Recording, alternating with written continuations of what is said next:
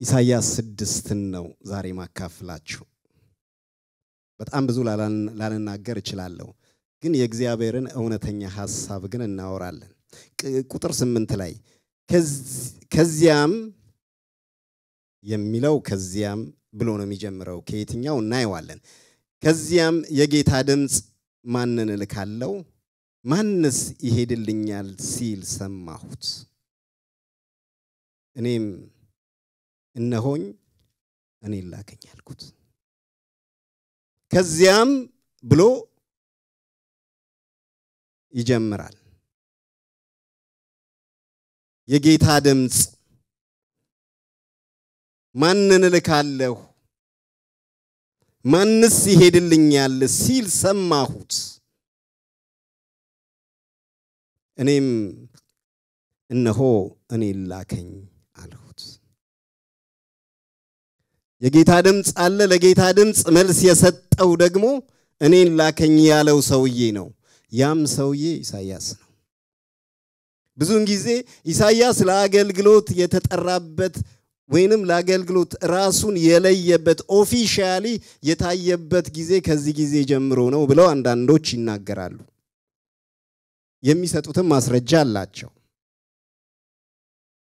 ነገር ግን ከዛ በፊት ምክንያቱም በይሁዳና በኢየሩሳሌም በእስራኤል 5 ነገዶች ነበሩ ወይንም 5 ነገስታቶች ነበሩ የጀመረው ከኦዚያ ጀምሮ እንደሆነ ይነገራል ከኦዚያ ተብሎ ቢነገርም ከዛ በፊት ግን የነበረበት ሁኔታዎችን የሚያመለክቱ አንዳንድ የመጽሐፍ ቅዱስ ሐሳቦች አሉ ግን ኦፊሻሊ እንዲህ ተብሎ የተጠራበት በቃ ለአገልግሎት ተለየ እንዲህ ተጠራ ተብሎ የሚነገረው ግን አብዛኛውም ጊዜ እዚህ ጋር ነው ምክንያቱም ሲጀምር እንዲህ ብሎ ነው የሚጀምረው ቁጥር 6 ላይ ንጉስ ኦዚያ በሞተ ዓመት እግዚአብሔርን ከፍ ባለ በከበረ ዙፋን ላይ ተቀምጦ አየሁት ብሎ ነው የሚጀምረው ከዛ በኋላ የመጥራቱን ሁኔታ ነው ምናየው ብዙ ጊዜ እናየዋለን ወደ መጨረሻ ግን ከዛ በኋላ ነው ማነው ሚላክልኝ ሲል እኔን ላከኝ ብሎ የተነሳው ከዚህ ጊዜ ጀምሮ ነው ብሎ ነው የሚታየው ነገር ግን ከዛ በፊት ግን በዚህ በኦዚያ ዘመን ውስጥ ከመሞቱ በፊት እግዚአብሔርን አየሁት ከማለቱ በፊት ይህ የኦዚያ ዘመን የነበረበት ሁኔታ ምንድነው የሚመስለው ተብሎ ቢታይ ይህ ኦዚያ በዛን ዘመን ሲነግስና በነበረበት ዘመን በጣም የተሳካለት በጣም ጥሩ የሆነ ንጉስ እንደሆነ በሁለተኛ ነገሥት ውስጥ የሚታይ ሐሳብ አለ እስኪ እሱን እናንብበውና ወደዚህ እንመለስ ሁለተኛ ነገሥት ከ16 ጀምሮ ብናይ ሁለተኛ ዜና ማለት ነው ይቅርታ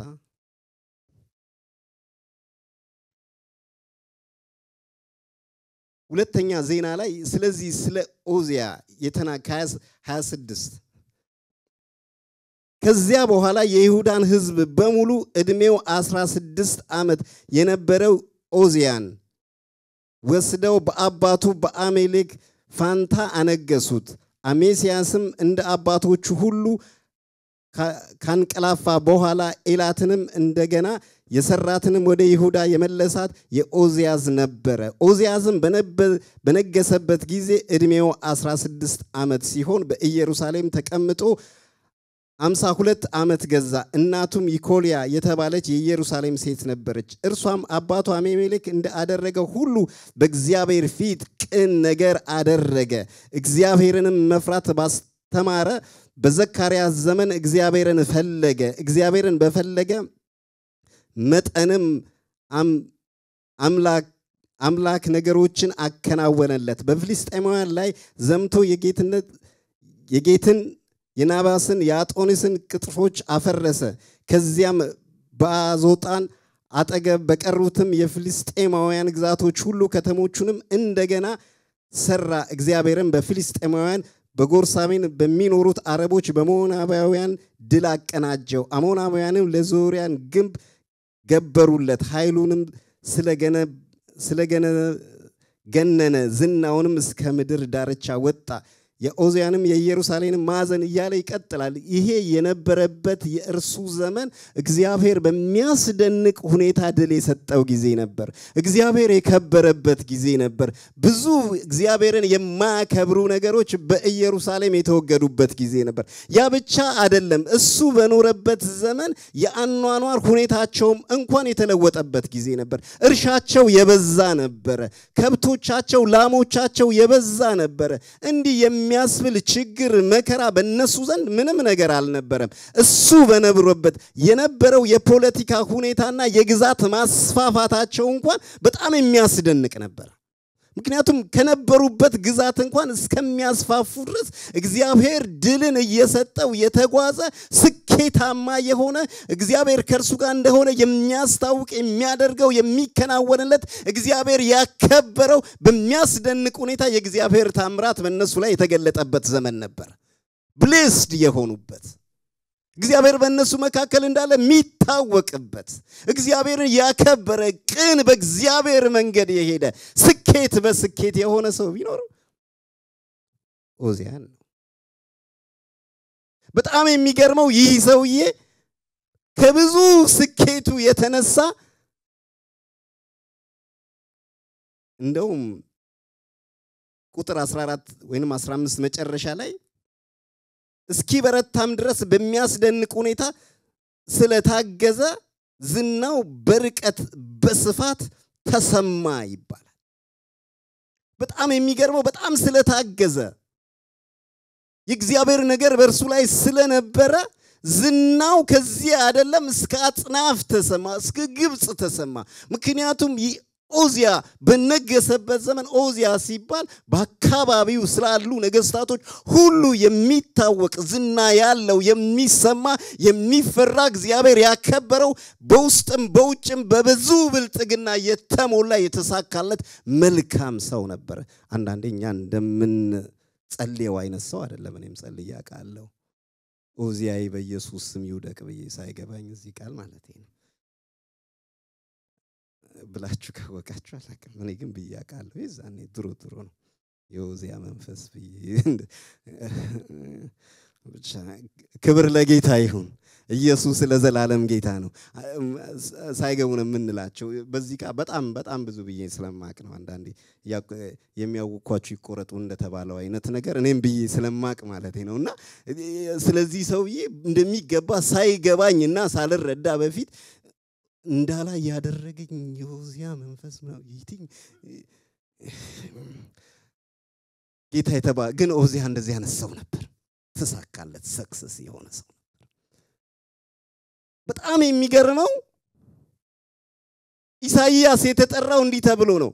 ኦዚያ በሞተበት ዘመን ተብሎ ሲጠራ ይህ ኦዚያ የነበረበት አይነት ሁኔታ ስታይ ኦዚያ በእንደዚህ አይነት የተሳካ መልካም የሆነ አይነት ሰው ቢሆንም ግን ዝናው ሲበዛ ሲበረታ ሁሉ ነገር ሲሳካለት ያልተፈቀደ ነገር ማድረግ ጀመረ። ለካህናት ለተመረጡ ሰዎች ብቻ የቤተ መቅደሱ ስራ እንደተሰጠ ታውቃላችሁ። በእግዚአብሔር ቤተ መቅደስ ገብቶ ሊያጥን የሚችል የሌዊ ዘር ነው። ያ ሆኖ ሳለ እሱ ገብቶ ምን አለ ነው የሚለው ማጥን ጀመረ። ከእግዚአብሔር ፍቃድና ሐሳብ ወጣ። ማናለብኝነት ገባው። እንደዚህ ያከበረው እንደዚህ ባለዝና ያደረገው በብልጽግና የሞላውን እግዚአብሔርን ከዚህ ዝና የተነሳ ፈቀቅ ብሎ የማይገባውን ነገር ማድረግ ጀመረ። እንደውም ወረድ ብላችሁ ስታዩ ኦዚያም ከበረታ በኋላ ግን እብሪቱ ለውድቀት ዳረገው ይላል። ከበረታ በኋላ ጥሩ ነገር የሚባል ነገር ካደረገ በኋላ በውስጡ የተፈጠረበት እብሪት፣ ትምክት፣ ማናለብኝነት እሱን ጎዳው። እግዚአብሔር ይጠብቀን። በርግጥ እግዚአብሔር ይጠብቀን። እውነት ነው መጨረሳችሁን ያሳምሩላችሁ የሚባለው ለካስ እውነት ነው። አንዳንዴ እንደው የማታ እንጀራ ይስጥ ብዙም ባይገባኝም ግን መጨረሻውን በእግዚአብሔር በኢየሱስም እንዳማረብን ዘመናችን በእግዚአብሔር ቤት ይለቀልን እንዲህ ስሙ በእኛ ላይ እንደተጠራ እንዳሸበሸብንለት እንደዘመርንለት አንተ ጌታዬ ነህ እንዳልነው ፍስስ ሞኞች እንደሆነን እንዲህ ዝቅ እንዳንለት እንደዚህ እንደሆነ ዘመናችን ይለቅ እንደዚህ ከሚሆን ይሁን ነገር ይዞን አንቆን ያገኘነው ነገር ከሰጠን ከእግዚአብሔር ሳያርቀን የሰጠን ነገር ወደ ሰጠን ወደ እግዚአብሔር እንዳቀረበን እሱን እንዳለን እንደዛው ዘመናችን ይለቅ ኦዚያ በዛው አልቀጠለም ዕጣን መሰዊያ ላይ ዕጣን ለማጣን ወደ እግዚአብሔር ቤተ መቅደስ በመግባት እግዚአብሔርን በደለ ይላል ካህኑም ኦዚያንን ቆራጥ ከሆነ ከሌሎችም 80 የእግዚአብሔር ካህናት ጋራ ተከትለውት ገቡ እነርሱም ፊት ለፊት በመጋፈጥ ኦዚያንን ለእግዚአብሔር ማጠኑ ለተለየ የአሮን ዘሮች ለሆነ ለካህናት እንጂ ለአንተ የተገባ አይደለም እግዚአብሔርን በድለሃል ከመቅደስ ውጣ ከእግዚአብሔር አምላክ ዘንድ ክብር አይሆንልህም አሉት ጥና በእጁም ይዞ ዕጣኑን ለማጠን ዝግጁ የነበረውን ኦዚያ ተቆጣ በእግዚአብሔር መቅደስ ውስጥም በዕጣን መሰዊያው ፊት ሆኖ ካህናቱ ላይ እየተቆጣ ሳለ በግንባሩ ላይ ለምጽ መጣበት አንተ አይገባህም አሉት ይሄኮ ቦታ አይደለም ንክስና ነው ቦታ እንዳማረብህ ህዝቡን ማውጣትና ማግባት ነው ህዝቡን መምራት ነው ይሄ ግድ የለም ለሌላ ስፍራ የተሰጠ ነው ግድ የለም ለካህን ወገን ነው የሆነው ውጣ ሲሉት እናንተ ማናችሁ ብሎ መቆጣት ጀመረ በእግዚአብሔር ቤተ መቅደስ ውስጥ ገብቶ ማድረግ የማይገባውን ነገር ማድረግ እንደው መፈለፊ ተቆጣ ነው የሚለው እናንተ ማናችሁ ይህን ልታደርጉ ማለት ጀመረ ለምጽ ተመታ በዚሁ በተያዘበት ዘመኑ አለፈና ሄደ የህዝቡ የነበረበት የፖለቲካ ሁኔታና ድርጊቱ ይሄ ነበር ግን በጣም የሚገርመው ይሄ መልእክት ማን ይላክልኛል የሚል እኔ ላከኝ ብሎ ይህ ኢሳይያስ ራሱን ለመጣለት ድምጽ ከመስጠቱ በፊት የእግዚአብሔርን ራእይ የሚያይ ሰው ነው እግዚአብሔርን መልእክት የሚሰማ ነው ህዝቡ ምንም በእንደዚህ አይነት ሁኔታ ቢሆንም በውስጣቸው ያለው ነገር ግን በጣም የከፋ ነገር ነበር ማን ይላክልኛል ተብሎ የሚላክበትን ዓላማና ሁኔታ እግዚአብሔር ለሱ ከማሳወቁ በፊት በዛው በመካከላቸው ሆኖ የሚያየው አጸያፊ የሆነ ነገር እያየ ኢሳይያስ በመካከላቸው ውስጥ ነበር ምዕራፍ 1ን ብትመለከቱ ይሄንን ሐሳብ ይነግራቸዋል እንዲህ ከመጠራቱ በፊት ቁጥር 1 ላይ ብታዩ ከቁጥር 2 ጀምሮ ምዕራፍ 1ን ወይንም ካንድ ጀምሮ በይሁዳ ነገስ በኦዚያ በኢዮራባም በአካብ በሕዝቅያስም ዘመን የአሞጽ ልጅ ኢሳይያስ ስለ ይሁዳ ስለ ኢየሩሳሌም ያየው ራእይ ብሎ ይነግረናል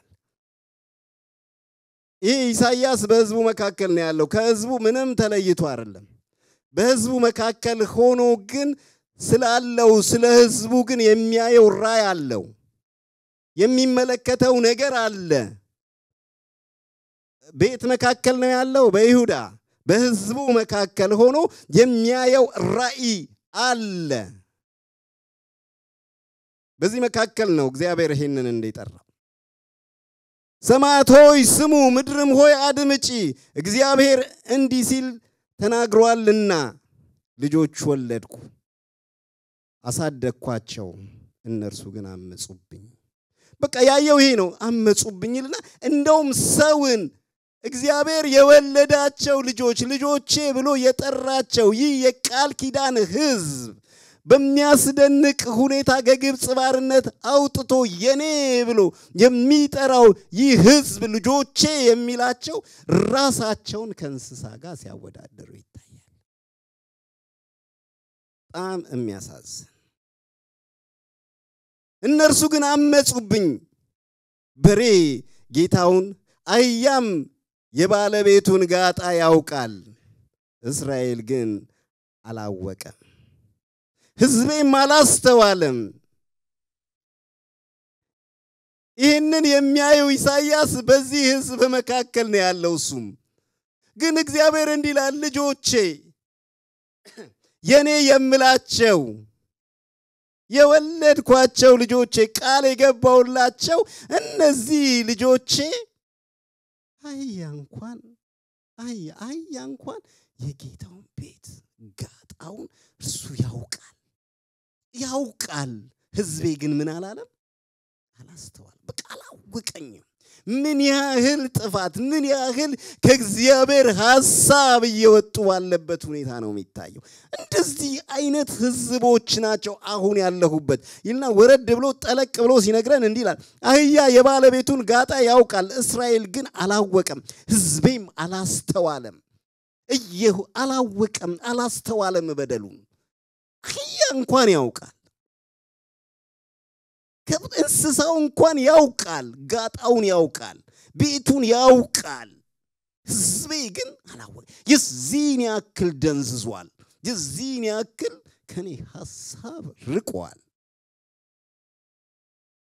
እናንተ ኃጢአተኛ ሕዝብ፣ በደል የሞላበት ወገን፣ የክፉ አድራጊ ዘር፣ ምግበረ ብልሹ ልጆች ወዮላችሁ፣ እግዚአብሔር ትተዋል። የእስራኤል ቅዱስን አቃለዋል፣ ጀርባቸውን በእርሱ ላይ አዙረዋል። ለምን ዳግመኛ ትመታለህ? ለምንስ በአመጻ ትጸነሳለህ? ራሳቸውን በሙሉ ሞተዋል፣ ልባቸው ሁሉ ታውኳል። ከእግር ጥፍራቸው እስከ ራስ ጠጉራቸው ጤና የላቸውም።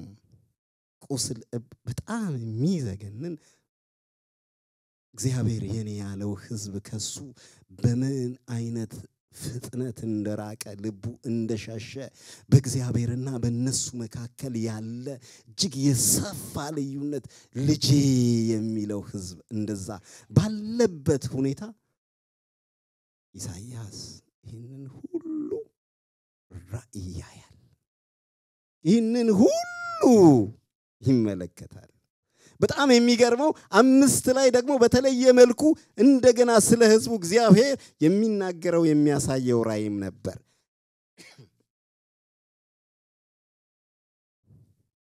ስለ ወዳጄ ብሎ ነው የሚናገረው። ደግሞ ቅድም ልጆቼ አሁን ደግሞ ስለ ወዳጄ ወዳጅ ስላልኩት የኔ ስላልኩት ሐሳቤን ስለማጋራው ፍቃዴን ስለምገልጥለት ስለ ወዳጄ እስኪ ልንገርህ፣ ይህንን ራእይ ደግሞ እስኪ ተመልከት ተብሎ ራእይ ነው የሚያየው። አሁንም ስለ ወዳጄ ደግሞ ስለ ወይን ቦታ ልዘምር፣ ወዳጄም ለዓለም ኮረብታ ላይ የወይን ቦታ ነበረ። አሁን ስለ ወይን ቦታ እያለ ነው የሚነግረው። የወይን ቦታ ነበረ፣ መሬቱንም ቆፍሮ ድንጋዩንም ለቅሞ አወጣ፣ ምርጥ የሆነውንም ወይን ተከለ፣ በመካከሉም ጠባቂዎችና ማማ ሰራ፣ የወይን መጭመቂያ ጉድጓዶችን አበጀ። ከዚያ መልካም ፍሬ ያፈራል ብሎ አሰበ፣ ነገር ግን ቆምጣጤ ፍሬ አፈራ። እናንተ በኢየሩሳሌም የምትኖሩና የይሁዳ ሰዎች ሆይ በእኔና በወይን ቦታ መካከል እስቲ ፍረዱ። ከዚህ ካደረኩለት በላይ ለወይን ቦታዬ ምን ሊደረግለት ይገባ ነበረ? መልካም ወይን ፍሬ ያፈራል ብዬ ስጠብቅ ለምን ቆምጣጣ ፍሬ ያፈራ? እንግዲህ ወይኔ ቦታ ምን እንደማደርግ ልንገራችሁ፣ አጥሩን እነቅላለሁ፣ ለጥፋት ይጋለጣል እያለ ይናገራል። በጣም ቦታው እጅግ አስቸጋሪና በጣም ቁጥቋጦ የበዛበት ተራራ ነበር። ግን እሱን ሁሉ ነቃቀልና መልካም የተባለ የወይን ፍሬ ተከለ። ኤክስፔክት የሚያደርገው ነገር ከዘራው ነገር ከሰጠው መልካምነት የተነሳ ብዙ ነገር ጥሩ ነገር እንዲያፈራ ብዙ ነገር አድርጎለት እየጠበቀ ያለው ነገር ምንድነው? መልካም ፍሬ ነበር። ግን እሺ ብሎ ጠየቀ እግዚአብሔር። ከዚህ በላይ እኔ ምን ላድርግለት? ምንድነው እስኪ ያላደረኩለት ለዚህ ሕዝብ ነው መልሱ። እምጠብቀው መልካም ነገር ምክንያቱም አድርጌለት ነው የምጠብቀው። ሳላደርግለት እንዲሁ ይሄንን ነገር አምጣ ብዬ አይደለም ገርፈው ነው። መልካም ነገር አድርጌ በጎ ነገር አድርጌ ያፈራል ብዬ ለፍሬው የሚያስፈልገውን ነገር አቅርብ ያቅርቦቱ ሙሉ ተሟልቶ ግን እንደጠበቅኩት ሳይሆን እንዳልጠበቅኩት ተመለሰልኝ። ቆይ ከዚህ በላይ እኔ ምን ላድርግለት ለዚህ ሕዝብ? ምንድነው ማድረግ ያለብኝ? ይሄ ሕዝብ እኮ ለኔ እንደዚህ ነው ምንድነው ምትሉኝ የሚል መልእክት ነው ያለው። እስራኤል ሕዝብ የይሁዳ ሕዝብ ከእግዚአብሔር እየሸሸ ያለበት ዘመን በእንደዚህ አይነት ሁኔታ ውስጥ እያለ ነው ወደ ምዕራፍ 6 የእግዚአብሔር ጥሪ ወደርሱ የመጣው። ይህን መልእክት ወደርሱ ከመምጣቱ በፊት አስቀድሞ ከዚህ ሌላ ይሄ በራእይ መልክ በድምጽ መልክ የሚገለጠውን ይህንን እግዚአብሔርን እንዲህ ብሎ ኢሳይያስ ተናገረ። ንጉስ ኦዚያ በሞተበት ዓመት እግዚአብሔርን ከፍ ባለ ዙፋን ላይ ተቀምጦ አየሁት። እግዚአብሔርን አየሁት ወዳጄ ለሚለው ሕዝብ ይሄ ወዳጄ የሚለውን እግዚአብሔርን አየሁት። ልጆቼ የሚለን ይሄንን እግዚአብሔርን አየሁት። ይሄንን እግዚአብሔር በዚህኛው ዘመኑን ተናግሮ በዛ ዘመን ነው እግዚአብሔርን ያየሁት ብሎ ተናገረ። እኔ አንድ ብዬ ጠየቅኩኝ። ዮሐንስ 1:8 ላይ አንዳች እንኳን እግዚአብሔርን ያየው የለም ነው። እግዚአብሔርን አየሁት ብሎ ይናገራል። መቼም እግዚአብሔር ለሰዎች በሚገባው መልኩ ይገለጣል። እግዚአብሔርን እንዳዩት ያወሩናል። ያ የሚያየኝን አየሁት ብላለች። ምክንያቱም በተጨነቀች ጊዜ በምድረ በዳ እግዚአብሔርን ፕሮቫይድ የእግዚአብሔርን አቅርቦት የእግዚአብሔርን ሁኔታ ዋው ለካስ እግዚአብሔር ያየኛል በዚህ በምድረ በዳ ይሄንን የሚሰጠኝ ብሎ የፈለቀውን ምጭስታ የሚያየኝ። ያዕቆብም እንደዚህ አለ፣ እግዚአብሔርን አየሁት ሰውነቴ ሁሉም ባሉበት ሁኔታ በሚገለጥበት እግዚአብሔር ራሱን በሚገልጥበት በሚገባቸው ቋንቋ ሲያዩት እግዚአብሔርን አየሁታል። የሚያስደንቅ ሁኔታ ይህም እግዚአብሔርን ሊገባው በሚችል አይነት ሁኔታ እግዚአብሔርን አየሁት ይልና ስለ እግዚአብሔር ማውራት ሲጀምር እንዲህ ብሎ ይነግረናል።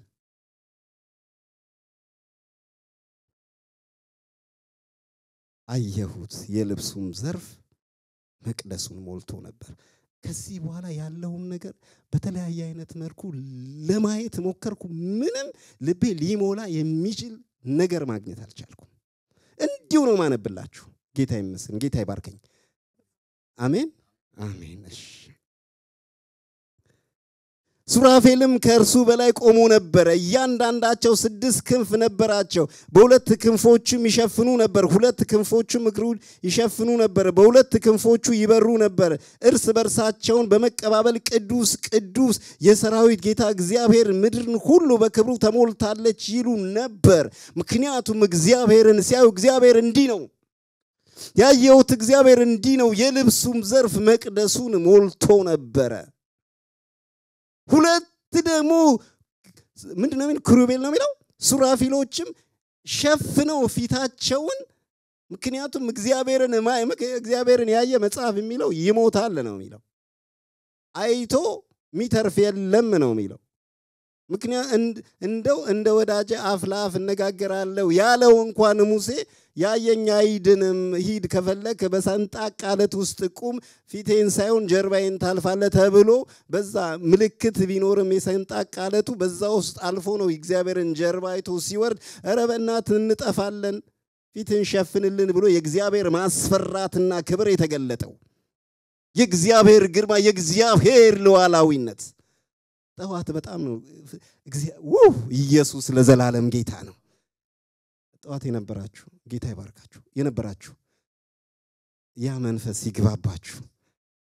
የእግዚአብሔርን ሉዓላው የእግዚአብሔርን ኃያልነት የእግዚአብሔርን ገናናነት በሚገባው መልኩ ሲገልጥ እንደዚህ ነበር እግዚአብሔር። በቃ ከፍ ባለ ሸፍነው ቅዱስ የእግዚአብሔርን ቅድስና ውበት የእግዚአብሔርን ኃያልና ሊነገር በማይችል በመድር ላይ ያሉ እኮ ቃላቶች ተገጣጥሞ ትልቁ እግዚአብሔርን ሊገልጥ እኛ በሚገባን መልኩ እንዲህ ብለን እንናገራለን እንጂ እግዚአብሔር እንዲህ በወረቀት ተጽፎ ምናየው እግዚአብሔር አይደለም። ምክንያቱም አንዴ እንደዚህ ሆነ። ኢሊዮም የሚባል ሰው ታውቃላችሁ መጽሐፍ ቅዱስ ውስጥ እነዛ አድካሚ የሆኑ አጽናኞች የኢዮብ አጽናኞች ታቋቸዋላችሁ። ሰበሰቡና እንደዚህ ያሉ 32 ወይንም 23 ላይ ነው ያለው ኢዮብ ላይ ሰበሰቡና እንዲህ አሉት። ኢዮብን ተናገሩትና ከዛ እሱ ደግሞ ሰማና እንዲህ አላቸው። እናንተ ቆይ እስኪ አንድ ጊዜ ዝም በሉ አላቸው። ኢሊዮም የሚባለው ምን ሊናገር ነው ብለው ሰፍ ብለው ጆሮአቸው በጣም ነው የሚገርመው አላቸው። የእድሜ ብዛት ዕውቀትን ባስተማራችሁ ነበር አላቸው። የዘመን ብዛት ጥበብን በገለጠላችሁ ነበር። የእድሜም ብዛት ጥበብም እንዲህ ያላችሁ ስታተስም ሁሉም ነገር እናንተ ስለ እግዚአብሔር መናገር ምን አትችሉም። እስኪ እኔ አሁን ተሞልቻለሁ አላቸውና ልናገር ተውኝ ስለ እግዚአብሔር አላቸው። ወጣት ነው። ኦኬ ተናገር ተውት በቃ ነግራችሁና በሞላችሁ ነበር። ከዛ ተናገረና መጨረሻ ላይ ቆመ። እንዴ ለካስ እግዚአብሔር ትልቅ ነው እኛ ማናቀው ማለት። ምክንያቱም በገባው መጠን እግዚአብሔርን ተናገረ እንጂ እግዚአብሔርን አውቆ አልጨረሰ። ማንም እግዚአብሔርን አውቆ አይጨርስ። እዚህ ላይ በተጻፈልን መጠን እንደሚገባን ስለ እግዚአብሔር እንናወራለን እንናገራለን እንጂ በዚህ መልኩ ያለ ብቻ እግዚአብሔር አይደለም። አየሁት አለና ስለ እግዚአብሔር ቅድስና ተናገረ። ስለ እግዚአብሔር ኃያልነት ተናገረ። ስለ እግዚአብሔር ገናናነት ክብሩ አለ። የእግዚአብሔርን ክብር አወራ። ታምራት ድንቁን አወራ። ቅዱስ የሰራዊት ጌታ እግዚአብሔር ምድር ሁሉ በክብር ተሞልታ ነበር። ከድምጹም ጩኸቱም የተነሳ የመድረኩ መሰረት ተናወጠ። ቤተ መቅደሱም ጢስ ሞላው። የእግዚአብሔር ሉዓላዊነት የእግዚአብሔር ክብር የእግዚአብሔር መገኘት የእግዚአብሔር ማስፈራት እንዲህ ነው ብሎ መናገር ጀመረ።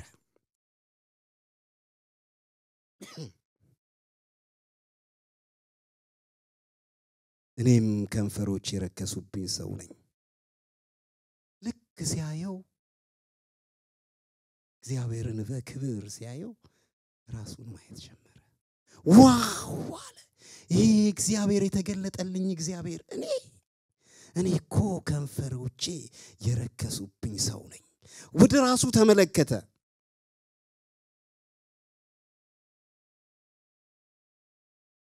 እኔ ከንፈሮቼ የረከሱብኝ ሰው ነኝ። የምኖረውም ከንፈሮቻቸው በረከሱቦች ህዝቦች መካከል ነው። አይኖቼም ንጉሱ የሰራዊት ጌታ እግዚአብሔርን አይተዋልና ጠፋ ወዮልኝ አልኩ። አያችሁ ይሄ ሰውዬ ራእይ ቢያይም በእነሱ መካከል እያየ በእነሱ መካከል ኖሮ ነው።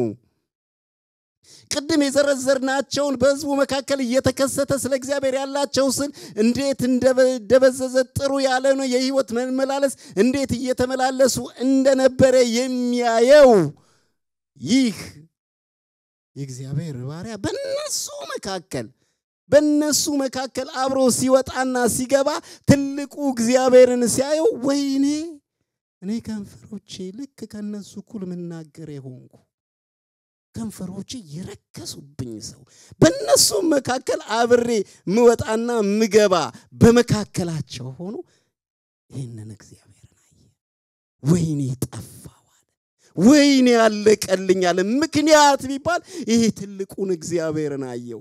እግዚአብሔርን ሳየው ደግሞ ማንነቴን አየው። ያለሁበትንም ሁኔታ ቦታዎቼን ተመለከቱ። ስለዚህ ወይኔ ጠፋው አለ። ከዚያም ከሱራፌሎቹ አንዱ ከመሰዊያው የእሳት ፍም በቁጠት ወስዶ ወደ እኔ እየበረረ መጣ። አፌንም በእሳቶቹ ነክቶ እነሆ ይህ ከንፈር እጅን ነክቶ በደልህ ተወግዶልሃል፣ ኃጢአትም ተሰርዮልሃል አለኝ አለ።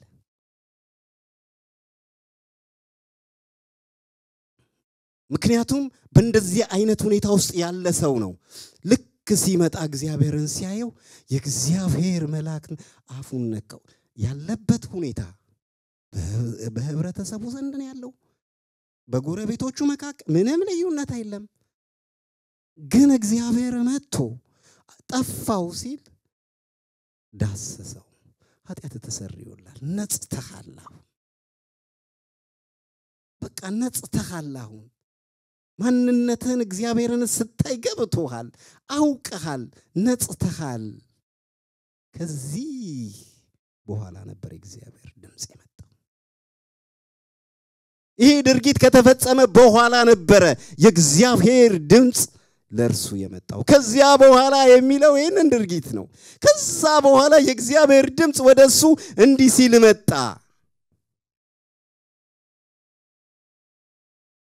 ከዚያም የጌታ ድምጽ እንዲህ ሲል ድምጽ ማንን እልካለሁ ማንስ ይሄድልኛል ሲል ሰማሁት። አንድ ነገር አሰብኩ። ይሄ የጌታ ድምጽ እሱ ብቻ ሰማሁት ነው ያለው፣ ለሌሎች የተነገረ ነው? ምናልባት በጉባኤ መካከል ማንን እልካለሁ የሚል የእግዚአብሔር ድምጽ መጥቶ ይሄንን ሰማሁት ያለው እሱ ነው። ሌሎች ሰምተውት ይሆን አላቅም፣ አልተጻፈም። ግን አንድ ነገር ይገባኛል። ከዚያ የጌታ ድምጽ ማንን እልካለሁ ማንስ ይሄድልኛል ሲል ሰማሁት አለ። ከዚህ በኋላ የእግዚአብሔር ድምጽ በጉባኤ መካከል ይምጣለት ምንም አቀው ነገር የለም። በነበረበት ህብረተሰብ መካከል ይምጣለት፣ አንድ ላይ ተሰብስበው ብዙ ሆነው ሳለ ይምጣለት አላውቅም። ግን አንድ ነገር መጥቶለታል። እግዚአብሔርን ሲያይ ማንነቱን ተመልክቷል፣ አለመብቃቱን አይቷል፣ ኃጢአተኛነቱን አይቷል። ወዮ ጠፋው ብሏል። የእግዚአብሔርን ምህረት ጠይቋል። እግዚአብሔርን በራሱ ቸርነትና ብቃት አንጽቶታል። ግን ድምጹን ዛሬ ሰማ። ማን ይሄድልኛል ማንን ልላክ የሚል የእግዚአብሔርን ድምጽ ሰማ። ትላንትና ራእዮችን እያየ ነበር። ያለበትን ሁኔታ ይመለከት ነበር። እሱንም ይናገራል። ምን ያህል በሕዝቡ መካከል እየሆነ ያየውን ነገር ብዙ ተመልክቷል። ግን አሁን የመጣው ድምጽ ስፔሲፊክ እሱን አድሬስ አድርጎ ይሁን ምንም አላውቅም። ማንን እልካለሁ የሚልን ድምጽ ግን እሱ ሰምቷል። ወዲያው ለመጣለት ድምጽ እንዲህ ነው ያለው፣ እኔን ላከኝ። ምንም ሊሆን ይችላል፣ ምንም ሊሆን ይችላል። መልእክቱ እኔን ላከኝ ካለው በኋላ ነው የመጣው። ወዴት ሊልከው እንደሚገባ ማያውቅም። ግን ለመጣው ለእግዚአብሔር ጥሪ፣ ለመጣው ለእግዚአብሔር ድምጽ፣ ለመጣው እግዚአብሔር ለሚፈልገው ዓላማና እቅድ ማንን ነው የምልከው? መልእክት አለኝ መልእክት ልልከው ምፈልገው። ግን ይሄንን መልእክቴን አስይዤ ልልከው ምፈልገው ነገር አለኝ። ማን ነው የሚሄድልኝ? ማን ነው የሚላከኝ? ማን ነው የሚያገለግለኝ? ማን ነው በፈረሰው ቅጥር በኩል ሊቆምልኝ የሚችል? ማን ነው ሐሳብና ፍቃዴን ሊያገለግል ለሐሳብና ፍቃዴ ራሱን ሊሰጥ የሚፈልግ? ማን ነው ስለሚለው ስለዚህ ስለ እግዚአብሔር ድምጽ ነው ያለው አለ። እኔ አለው፣ ለሐሳብህም አለው፣ ለቅድህ አለው፣ ለአጀንዳህ አለው፣ ለአንተ አጀንዳ ማስፈጸሚያ ያንተን ምህረት ለመግለጫ እኔ አለው፣ ለፍቃድህ እኔ አለው። ስለዚህ እኔን ላከኝ እኔ አለው አለ። ዋው ክብር ለጌታ ይሁን። ሃሌሉያ። ዛሬ ጠዋት እዚህ ጋር እየተሰበከ ይሄን ድምጽ ነው ወደኔ የመጣው። ይሄ መልእክት ነው የመጣው። ይሄ እግዚአብሔር ብዙ ሊምራቸው ያሉ ሰዎች አሉ። ብዙ ሊታደጋቸው የሚችሉ ሰዎች አሉ። እውነት ነው።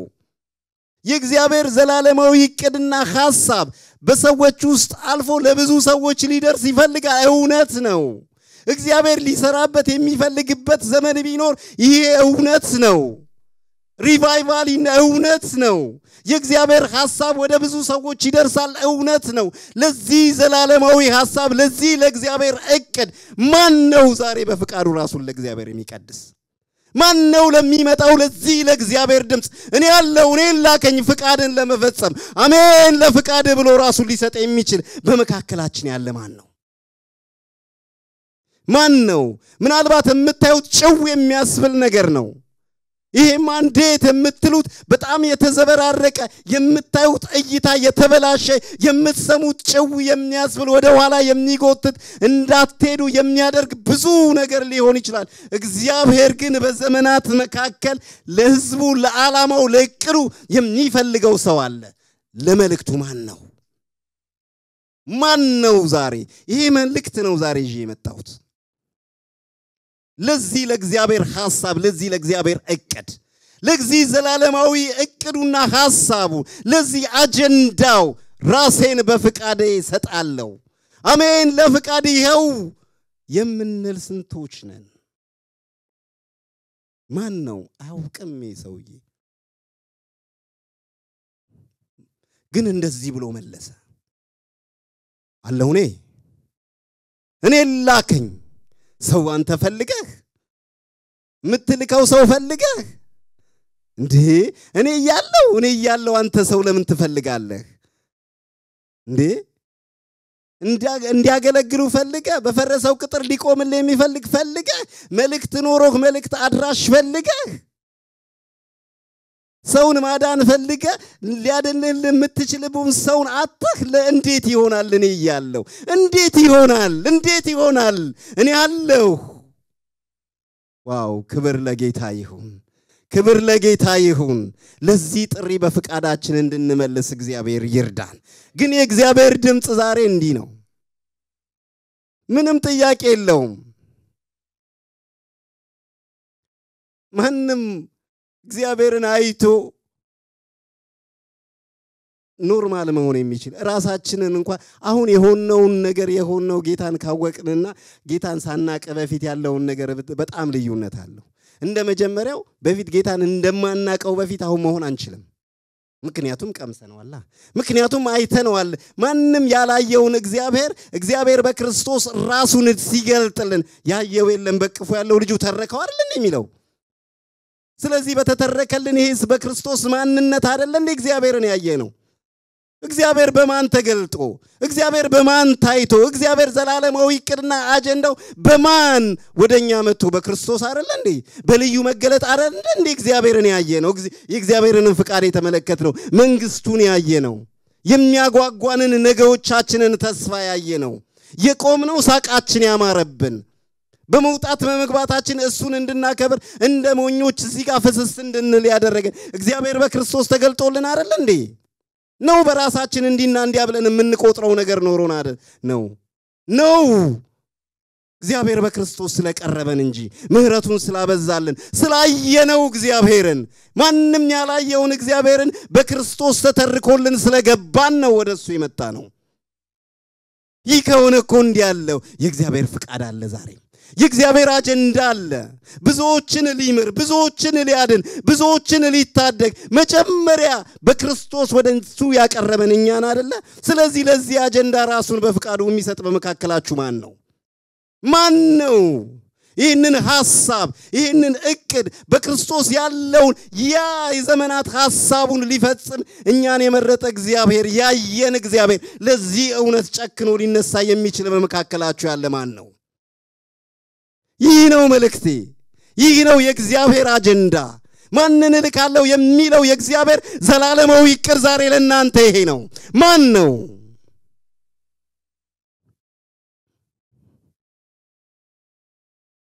አንዴ እንደዚህ ሆነ። ሐዋርያ ጳውሎስ በጣም ቅናት ያለው ሰው በጣም ቅናት ያለው ሰው ከቅናቱ የተነሳ ክርስቲያኖችን ለማሳደድ በደማስቆ ልክ ሲገለጥለት አንተ የምታሳድደኝ የናዝሬቱ ኢየሱስ ነኝ ሲለው በአሕዛብ መካከል የምትሸከመኝ ስሜን የምትሸከም ዕቃዬ ነህ ሲለው ገላትያስ ምዕራፍ 1 ላይ እንዲህ ብሎ ተናገረ ልጁን በኔ ሁኔታ ሊገልጥ በወደደ ጊዜ የዛኔ እኔ ከደምና ከሥጋ ጋር አልተማከርኩም ማለት የጳውሎስ በትክክለኛ የጳውሎስ ሁኔታ በርግጥ የእግዚአብሔር ክብር የሚገለጥበት አይነት ነበር እንዴ አይደለም ልጁን በኔ ሁኔታ ብሎ ሲገልጥ የጳውሎስ ሁኔታ እኮ እሱን ጌታን የተከተሉትን የሚያሳድድ እንጂ የእግዚአብሔር ክብር እንዲገለጥበት አልነበረም ግን ባለበት ሁኔታ ልጁን ሊገልጥ ወዶ ራሱን ሲያሳየው እንዲህ ብሎ ተናገረ ሮሜ 1 ላይ ለአይሁድ ለግሪክ ወንጌልን ልሰብክ አለ ባለኝ መጠን ተዘጋጅቻለሁ በቃ ለተጠራውት መጠራት ለተለየውት መለየት ከበራልኝ እድል ካገኘው አገልግል ከተባልኩ ቦታ ከተሰጠኝ ባለኝ መጠን ወንጌልን ልሰብክ ተዘጋጅቻለሁ ጠጋ ብላችሁ እስኪ ጳውሎስን እንዲህ ብላችሁ ጠይቁት አንተ ጳውሎስ ያለህ መጠን ወንጌልን ለመስበክ ያልዳኑትን ወደ መዳን ለማምጣት የእግዚአብሔርን አጀንዳ ባንተ እንዲፈጸም የክርስቶስ ወንጌል ባንተ ህይወት ውስጥ እንዲፈጸም ያለህ መጠን ምንድነው ብላችሁ ብትጠይቁት እንዲላል እኔ ያለኝ መጠን ራብ አይዘውም ይላችኋል መከራ አይዘውም ይላችኋል ስቃይ አይዘውም እስር አይዘውም ቢሆንልኝ እኮ እንዲህ ነው ምለው ክርስቶስ በኔ ከከበረ በሞቱ እስከመስለው መኛለሁ ነው ይላል ህይወቴ በርሱ ዘንድ እስከማይከብር ድረስ ባለኝ መጠን ጌታዬን ለማገልገል ተዘጋጅቻለሁ ምክንያቱም የገባኝ ገብቶኛል አይቼዋለሁ ይላችኋል ግን ዛሬ የቱ ጋር ነው የቆምነው ለተጠራንበት መጠራት ለገባን እውነት ለእግዚአብሔር ምህረት የቱ ጋር ነው የቆምነው ማን ነው ዛሬ በፍቃዱ ራሱን ለዚህ ለሕያው ለእግዚአብሔር ጥሪ ማንን ልካለው ለሚለው መለኮታዊ ድምጽ መልስ በፍቃዱ የሚሰጠው እግዚአብሔር አጀንዳ የእግዚአብሔር ድምጽ ዛሬ ለእናንተ ይሄ ነው ማን ነው እኔ ላከኝ የሚል በመካከላችሁ ማን አለው ለድምጽ የሚል አለው ለሐሳብ ለማይረባ ነገር አእምሮዬን አሳልፌ አልሰጥም ጊዜን አሳልፌ አልሰጥም ከወደድከኝ መንገዶኝ የሚል ያው ምድል አግኝቼ የሚል ማን ነው እግዚአብሔር እንዲህ ነው የሚለው ማን ነው የሚሄድልኝ ማን ነው ራሱን በፍቃዱ ለሐሳብና ለቅድ ያሳልፈው የሚሰጥ ማን ነው ማን ልላክ መልእክት አለኝ የፈረሰ ቅጥር አለ በዛ ቦታ ላይ የሚቆም አለ በዛ ቦታ ላይ ሊቆም የሚችል ማን ነው እንጸልይ ማን